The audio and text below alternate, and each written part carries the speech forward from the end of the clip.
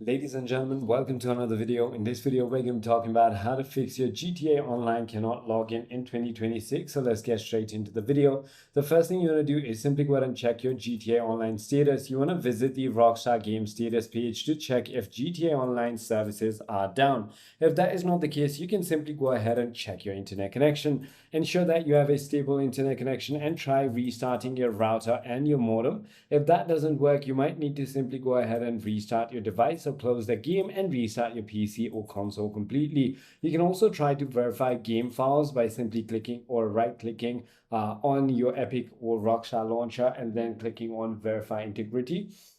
You can also go ahead and check the Rockstar services. So ensure that the Rockstar Game services are running properly at status.rockstargames.com. You can also try to disable VPN or proxy if you're using one, or at the end, you can simply go ahead and try to uninstall and reinstall the game itself.